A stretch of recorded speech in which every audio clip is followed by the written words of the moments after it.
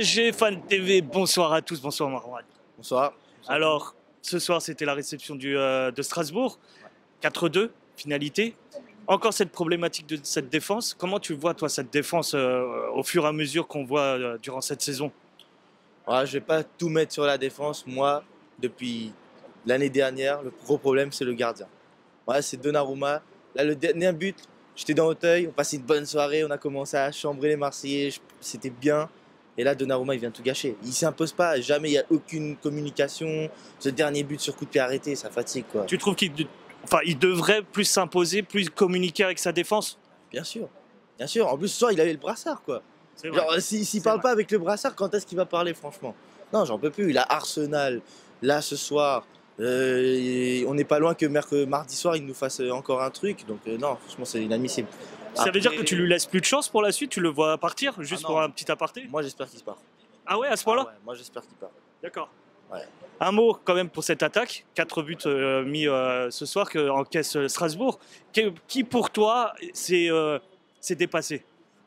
Ah, Barcola, c'est toujours Barcola. Encore au-dessus? Ah oui, toujours au-dessus. Tu l'estimes que c'est le meilleur joueur au niveau de l'attaque? Ah oui, ah oui. Sauf que quand Ousmane est là, on voit que Ousmane a plus tendance quand tu regardes le match, tu vois que c'est Ousmane qui a le plus le ballon. Mais après, celui qui va te faire la différence clinique devant le but, on sait que cette saison, c'est Barcola, quoi. Dembélé, il sera là, il donnera les ballons, il va provoquer, tout ça.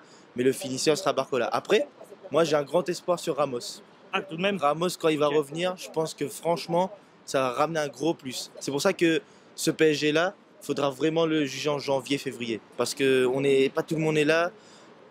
Ça commence bien à prendre. Je trouve que le milieu, on commence à monter en puissance. C'est de belles promesses. Tu sens qu'on empathie de l'absence de Ramos là durant cette début de saison depuis sa blessure? Ouais.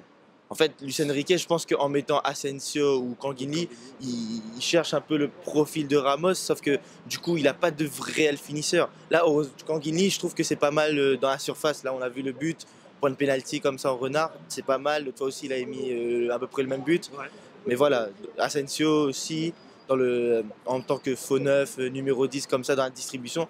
En fait, les deux, c'est un peu près la moitié de Ramos, quoi. Mais Ramos, quand il sera là, franchement, ça va bien faire. Alors, semaine importante pour le Paris Saint-Germain, réception du PSV, puis déplacement chez un ennemi connu. Comment tu vois cette semaine? Ah, j'espère que ce sera magnifique, quand même. Que de victoires. Non, déjà, le PSV, faudra faire un gros résultat.